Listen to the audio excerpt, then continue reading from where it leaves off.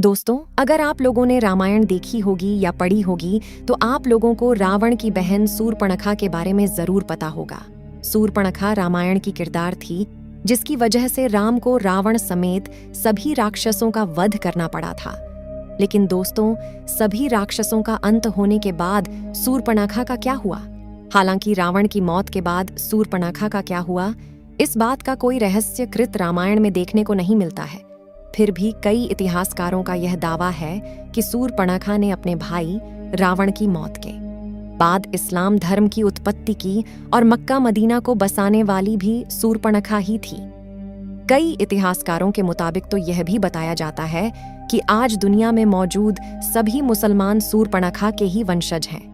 दोस्तों, भले ही यह सारी बातें आपको एक कहानी की तरह लग रही हो, लेकिन आज के इस वीडियो में हम आपके सामने शूर्पणखा के कुछ ऐसे रहस्य पर से पर्दा उठाने वाले हैं जिन्हें जानने के बाद आप भी दांतों तले उंगलियां दबा लेंगे। रामायण के अनुसार हमें यह बताया जाता कि जब रावण ने माता सीता का अपहरण किया था तो भगवान श्री राम ने माता सीता को आजाद करने के लिए रावण समेत उसके पूरे वंश का नाश कर दिया था।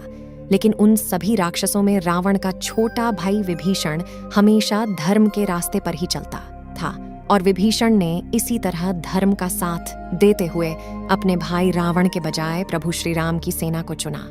उसके बाद जब प्रभु श्री राम ने रावण का वध करके माता सीता को आजाद कराया था तो उन्होंने लंका का सारा राजपाट और जिम्मेदारी विभीषण को सौंप दी थी।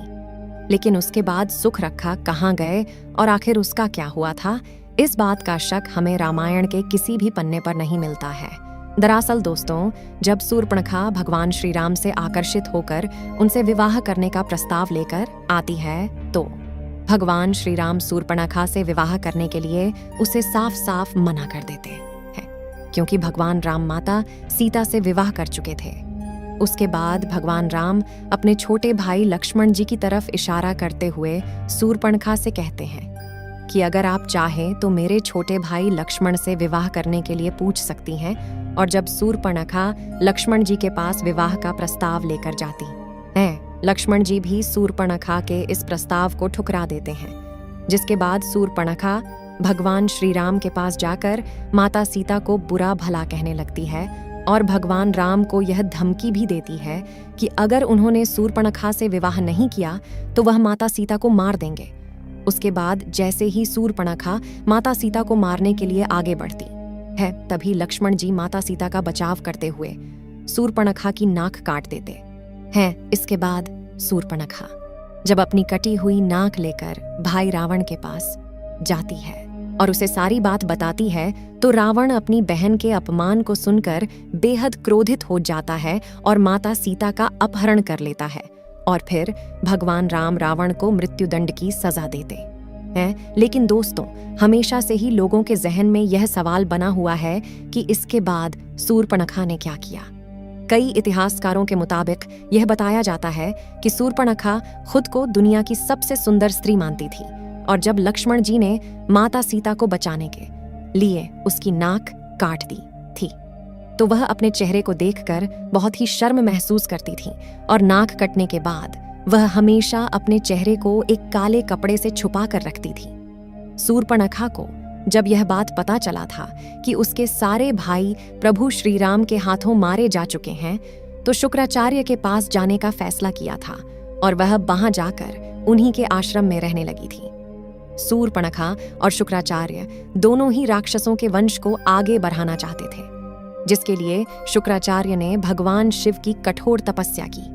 शुक्राचार्य की तपस्या से प्रसन्न होकर भगवान शिव ने उन्हें असुरों के अमर होने के बजाय वरदान के रूप में शिवलिंग दिया और यह भी बताया कि जिस दिन कोई वैष्णव यानी भगवान विष्णु का अवतार या फिर कोई भक्त जो भगवान विष्णु को सच्चे दिल से मानता है, अगर उसने शिवलिंग पर गंगा जल छिड़क दिया, उसी समय इस दुनिया से संपूर्ण राक्षस जाति का विनाश हो जाएगा। इसके बाद दैत्य गुरु शुक्राचार्य ने भगवान शिव के द्वारा दिए गए इस शिवलिंग को हिंदुओं से दूर रखकर इसे रेगिस्तान में स्थापित कर दिया, क्योंकि हिंदू धर्म का हर वक्त भगवान विष्णु को जरूर मानता है और अगर ऐसे में शिवलिंग पर गंगा जल छिड़क दिया तो विश्व में संपूर्ण राक्षस जाति का अंत हो जाएगा।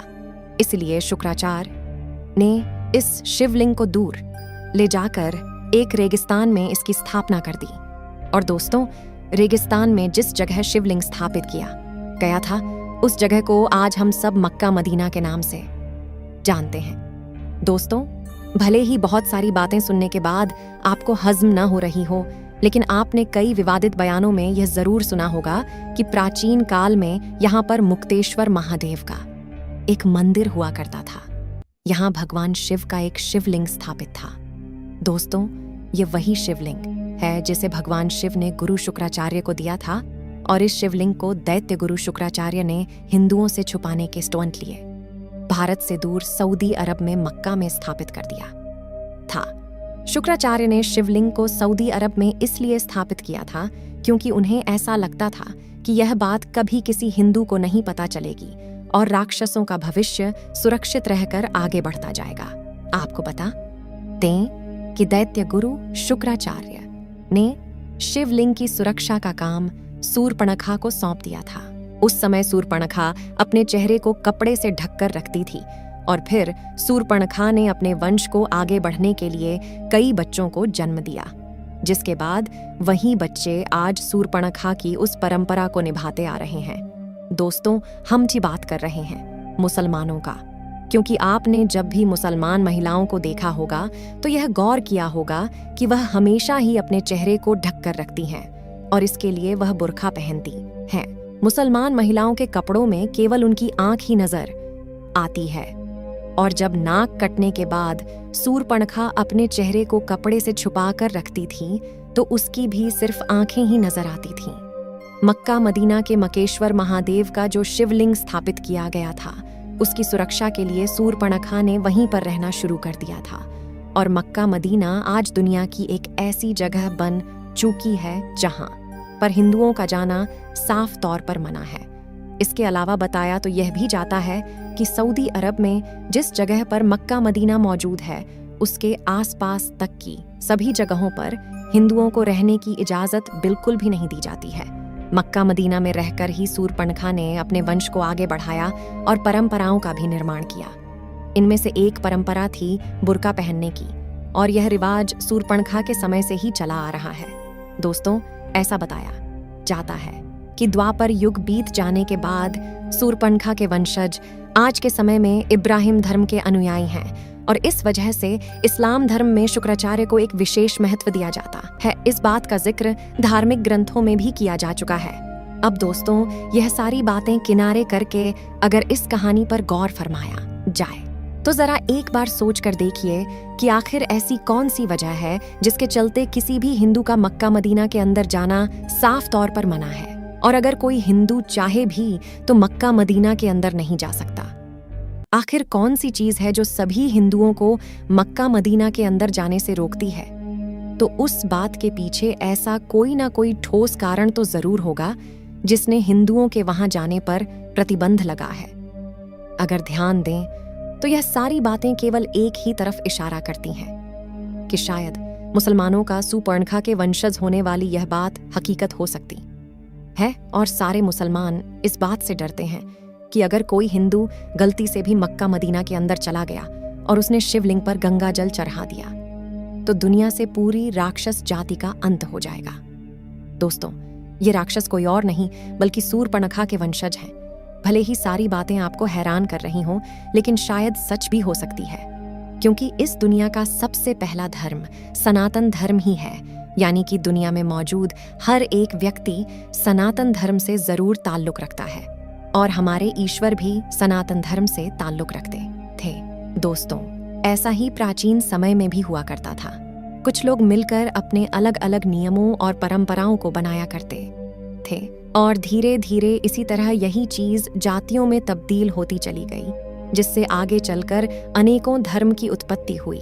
लेकिन इस्लाम धर्म की हकीकत के बारे में आज भी कई सवाल उठाए जाते हैं कि हिंदुओं को आखिर उन्हें मक्का मदीना के अंदर क्यों नहीं जाने दिया जाता है। दोस्तों, कमेंट करके बताइए कि आपको क्या लगता है, मक्का मदीना के बारे में कहीं जाने वाली यह सारी बातें क्या सच हो सकती है? क्या सूर्पणखा ने मक्का मदीना को बसाया था, या फिर यह सब एकमात्र कल्पना है? अपनी राय हमें कमेंट सेक्शन में जरूर दीजिएगा। वीडियो अच्छी लगी हो तो लाइक शेयर कीजिएगा। ऐसे ही और वीडियोस के लिए चैनल को सब्सक्राइब कर लें। धन्यवाद।